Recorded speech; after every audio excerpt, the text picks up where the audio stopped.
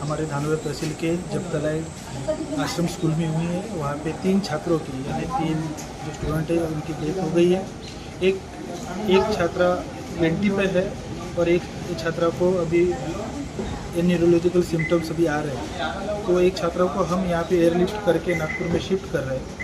और सही में अभी ये इसमें देखा जाए तो वहाँ पे कुछ अधीक्षिका नहीं थी और फिर बाद में अभी तो 79 छात्रों को अभी तक जो फैसिलिटीज़ वहाँ पे प्रोवाइड करें तो वो नहीं है, ऐसा मुझे पता चला है। तो हम वहाँ पे खुद जाके वहाँ पे देखेंगे कि वहाँ पे कौन कौन से फैसिलिटीज़ अवेलेबल नहीं है। और देखा जाए तो हमारे यानी शासन के स्तर पे हमने सब कुछ अवेलेबल करने के लिए बोला है, लेकिन ग्राउंड लेवल पे आज कहीं ना कहीं हमें लग रहा है कि ये सब फैसिलिटीज़ लोगों के लिए और जो छात्रों के लिए अवेलेबल नहीं है।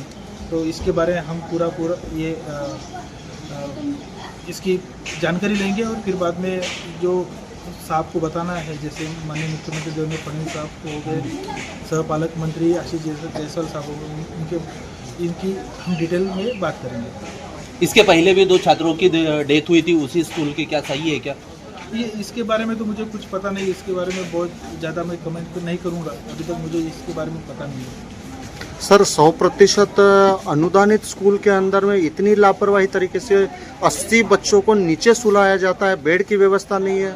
इतनी व्यवस्था अगर मुख्यमंत्री के जिले में हो तो आदिवासियों का भला कैसे होगा बताइए? नहीं, लापरवाही तो हुई है, इसमें तो 100% एग्री हूँ। तो वो लापरवाही क्यों हुई है और इसके बारे में क्या उपाय योजना कर सकते हैं, उसके बारे में हम वहाँ पे जायज़ा लेने के लिए हम जा रहे हैं। तो उसके बाद हम बताएं कि हम क्या कर सकते हैं, उसको बेटरमेंट के लिए क्या कर सकते हैं, उसके बारे में हम बाद में डिटेल में बात करेंगे। इस घटना में जिला प्रशासन की गलती नहीं हुई होगी?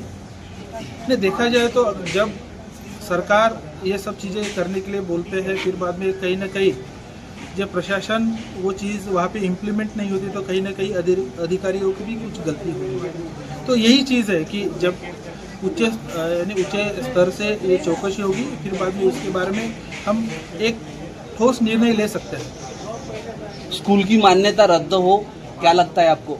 नहीं, बिल्कुल, अगर वहाँ पे चौकसी होने के बाद हमें ये सब कुछ मिलते हैं तो वो स्कूल की मान्यता रद्द होगी। ऐसे घटना जिले में हर महीने या हर साल आते रहते हैं, इस पर शासन और प्रशासन भी ध्यान नहीं देता? नहीं, ऐसा नहीं है, शासन तो हर वक्त ध्यान देता है। शासन के एक प्रतिनिधि करके हम यहाँ पे बैठे हैं, हर एक चीज़ को हम एड्रेस करने की कोशिश करते हैं कि वहाँ पे जो फैसिलिटी देनी चाहिए वो रहनी चाहिए, ऐसा हम प्रयास करते हैं। आप बोलते हैं कि प्रशासन हमेशा ध्यान देती है, लेकिन ऐसी बड़ी घटना क्यों होती है? नहीं, अभी कुछ चीज़ों में हर एक अभी यहाँ पे जब तलाई में ये घटना हो चुकी है, तो हम अभी जाके देखेंगे कि ये क्यों हो रहा है। हर आश्रम स्कूल में ये घटना साल में तो दिखाई देती है। नहीं, ऐसा कुछ ये नहीं है, मुझे जहाँ तक लग रहा है कि ये सर्पदंश की घटना तो हमारे गढ़चिरौली में शायद एक साल में एक ही बार हुई है।